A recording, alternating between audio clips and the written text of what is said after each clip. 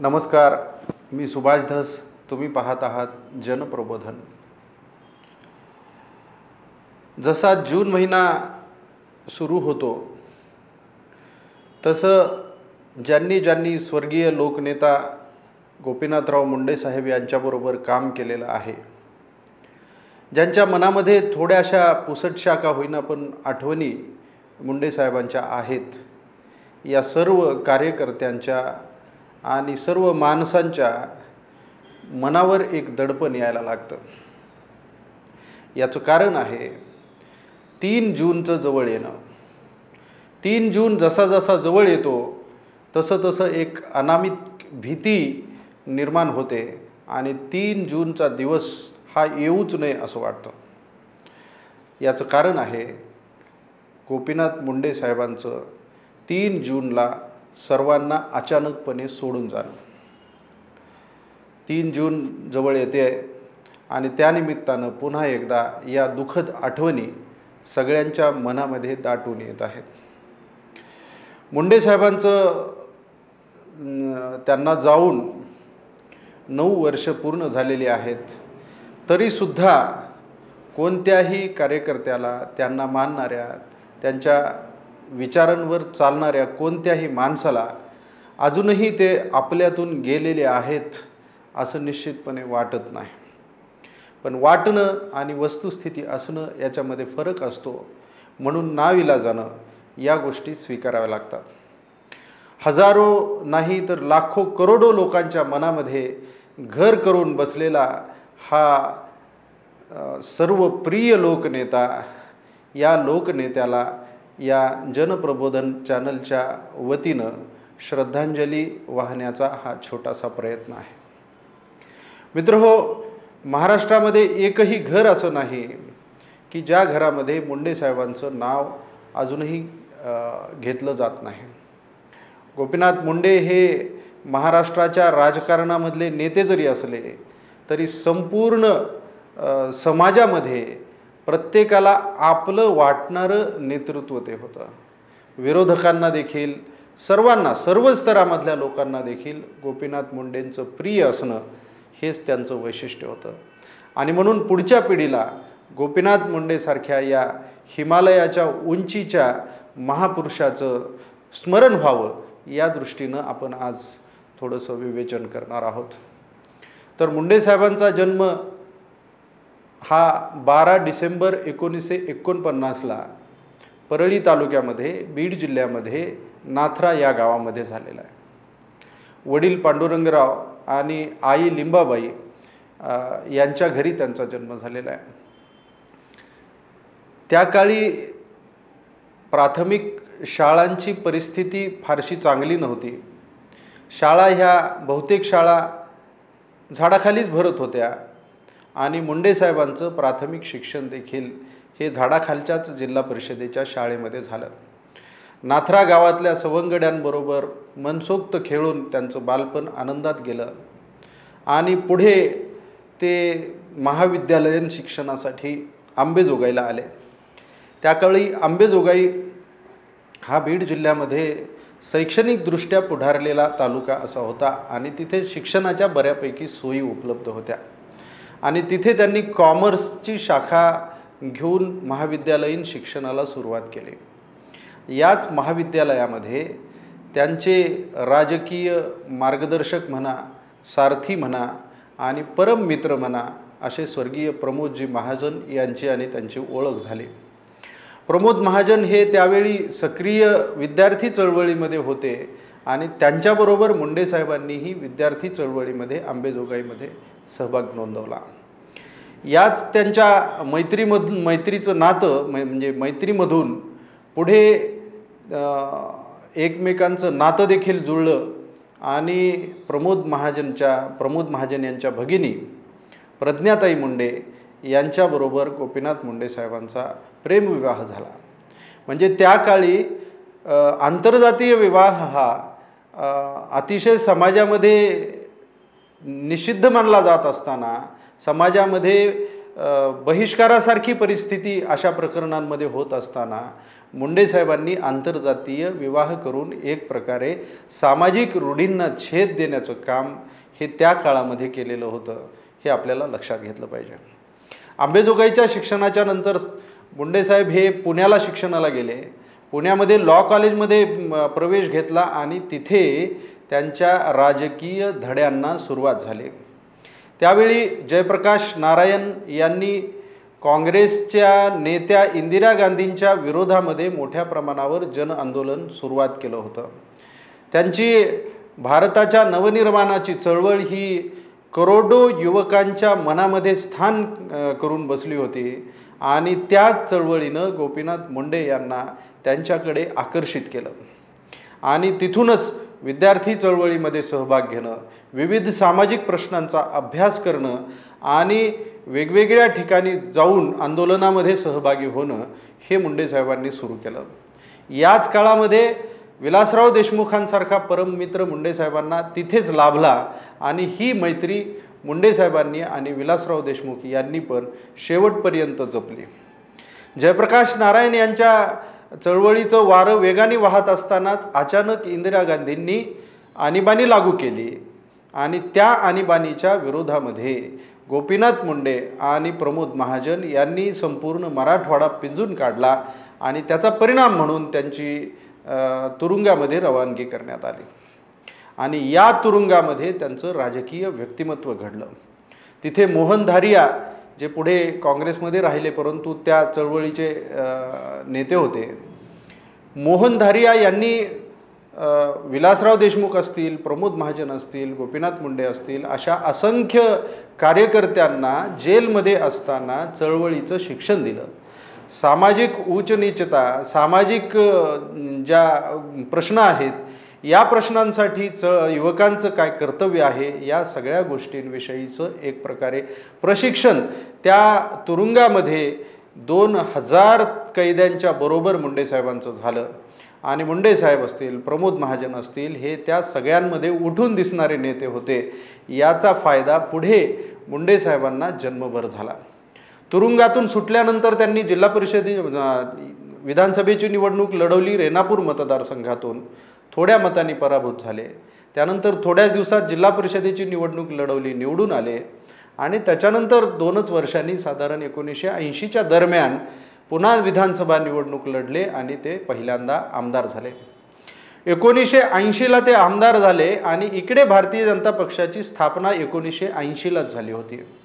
जनता पक्षातून फुटून भारतीय जनता पक्ष हा नवीन पक्ष निर्माण झालेला होता. या नवीन पक्षाच्या युवा मोर्चाच्या प्रदेशाध्यक्षपदी मुंडे साहेबांची नियुक्ती झाली आणि या पदाला त्यांनी न्याय दिला. संपूर्ण महाराष्ट्र पिंजून काढला.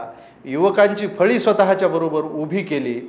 अपार कष्ट घेतले आणि या कष्टाचा परिणाम म्हणून 1986ला त्यांची म्हणजे त्यांचं जे प्रमोशन आहे ते भारतीय जनता पक्षाने केलं आणि भारतीय जनता पक्षाचा प्रदेशाध्यक्ष म्हणून त्यांची निवड केली.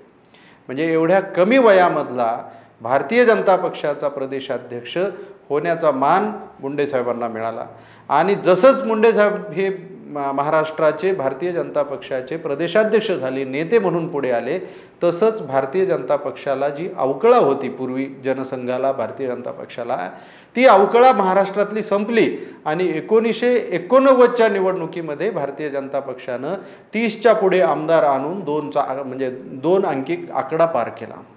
अशा पद्धतीनं मुंडे साहेबांच्या नेतृत्वाखाली भारतीय जनता पक्षाच्या महाराष्ट्राच्या पक्षानं बाळसं धरलं आणि प्रगती केली. तर 1989ला बऱ्यापैकी लोक निवडून आले. त्याच्यानंतर 1991ला एक घटना घडली. त्यावेळी शिवसेनेचा विरोधी पक्षनेता मनोहर जोशी होते आणि अचानक शिवसेनेमध्ये फूट पडली आणि त्या फुटीचा फायदा मुंडे साहेबांना मिळाला आणि मुंडे साहेबांची निवड महाराष्ट्राच्या विधानसभेमध्ये विरोधी पक्षनेता म्हणून झाली आणि याही संधीचं मुंडे साहेबांनी सोनं केलं. अक्षरशः महाराष्ट्र पिंजून काढला. शरद पवारांच्या बरोबर जी स्पर्धा लागली आणि शरद पवारांचं राजकीय वैमनस्य जे इथून सुरू झालं ते त्यांनी शेवटपर्यंत तडीला नेलं. एवढ्या मोठ्या प्रमाणावर काँग्रेसच्या विरोधामध्ये जनमत तयार झालं की 1995ला युतीचं सरकार या निमित्तानं आलं. म्हणजे मुंडे साहेबांची त्या काळी गाजलेली संघर्ष यात्रा आणि अनेक लोक असं म्हणतात, संपूर्ण महाराष्ट्र हे कबूल करतो की मुंडे साहेबांनी जी महाराष्ट्रामध्ये संघर्ष यात्रा काढली आणि त्या संघर्ष मधून जनतेला ज्या पद्धतीनं जागृत केलं त्याचा परिणाम म्हणून युतीची सत्ता आली होती. परंतु त्यावेळी शिवसेना हा मोठा भाऊ होता, त्यामुळं मुंडे साहेबांना मुख्यमंत्री होता आलं नाही. तरीसुद्धा मुंडे साहेबांना उपमुख्यमंत्री करण्यात आलं आणि 1995 ते 99 पर्यंत ते महाराष्ट्राचे उपमुख्यमंत्री म्हणून राहिले. उपमुख्यमंत्री असताना देखील सर्वाधिक चर्चा महाराष्ट्रामध्ये ही मुंडे साहेबांचीच असायची.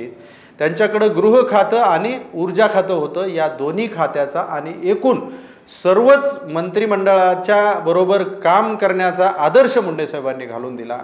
गृहमंत्री असताना पोलिसांच्या बाबत सुधारणा करण्याचं, त्यांना मोठ्या प्रमाणात फंडिंग उपलब्ध करून देण्याचं काम मुंडे साहेबांनी केलं.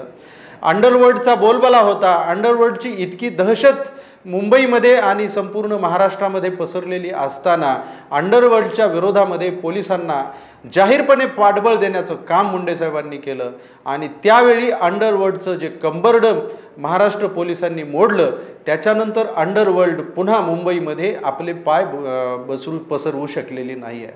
आणि म्हणून मुंडे साहेबांना अंडरवर्ल्डचा कर्दनकाळ असं म्हटलं जातं. हे फार मोठं त्यांच्या राजकीय कारकिर्दीमधलं यश आहे.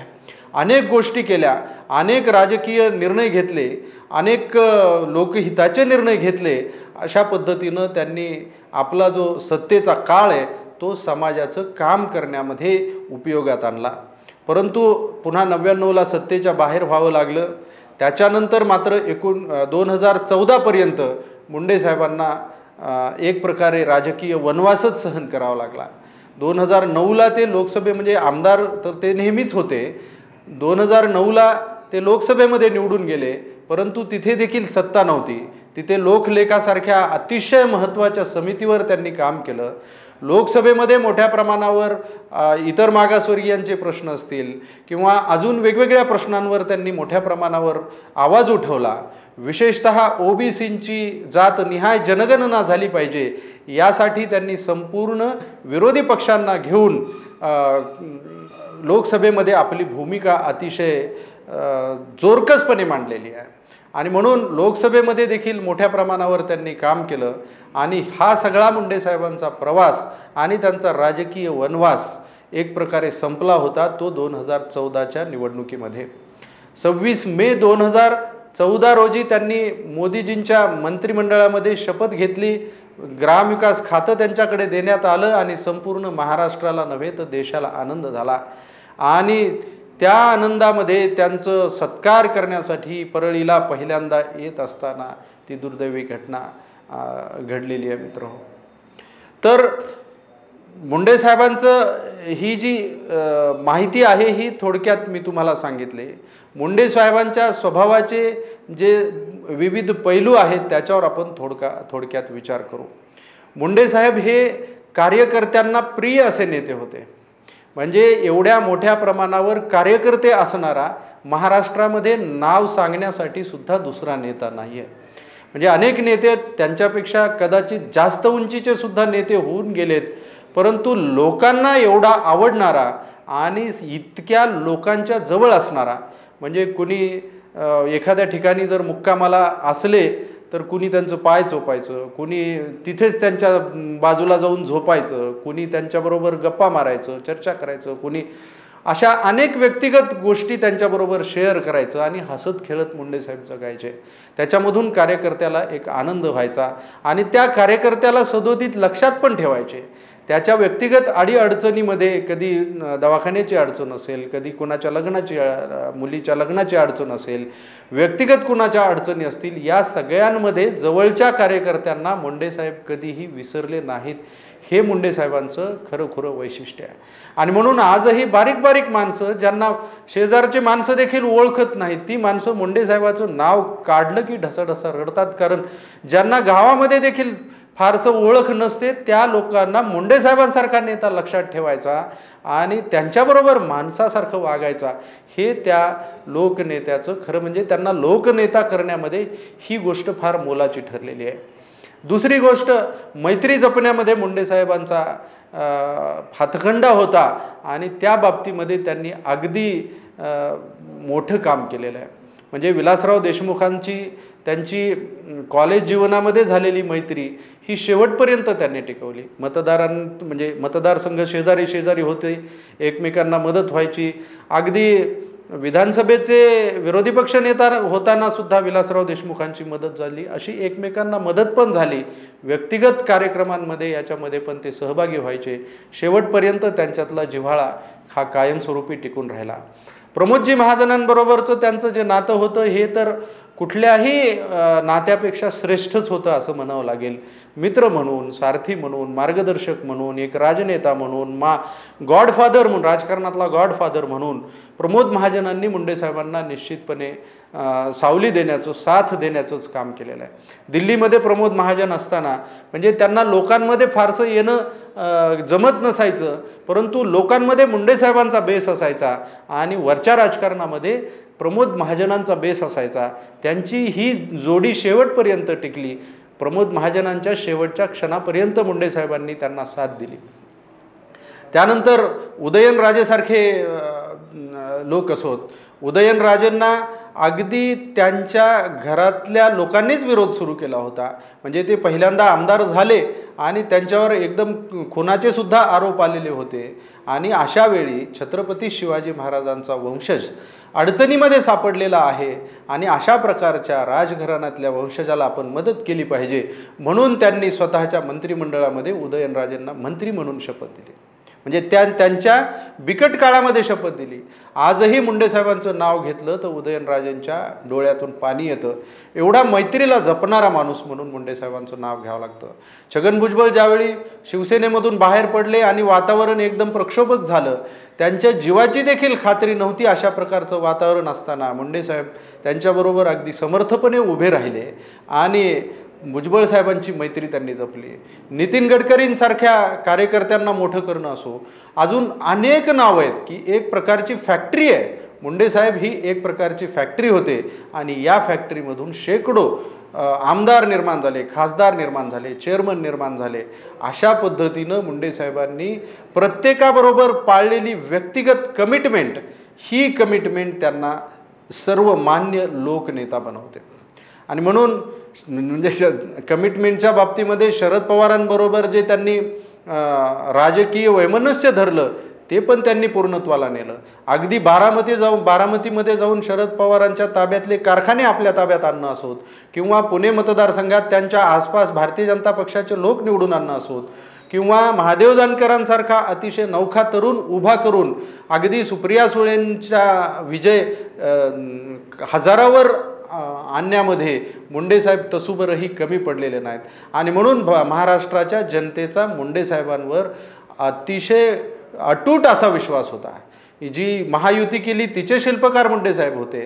बाळासाहेब ठाकरे यांच्याबरोबर जमवून घेण्यामध्ये आणि त्यांच्याबरोबर कम्युनिकेशन करण्यामध्ये एकूण भाजप युतीचे शिल्पकार म्हणून मुंडे साहेब हे होते. मुंडे साहेब गेल्यानंतर खरं म्हणजे युती तुटली. त्यावेळी अनेक युतीतल्या लोकांनी बोलवून दाखवलं की जर मुंडे साहेब असते तर युतीला तुटण्याची वेळ आलेली नसते.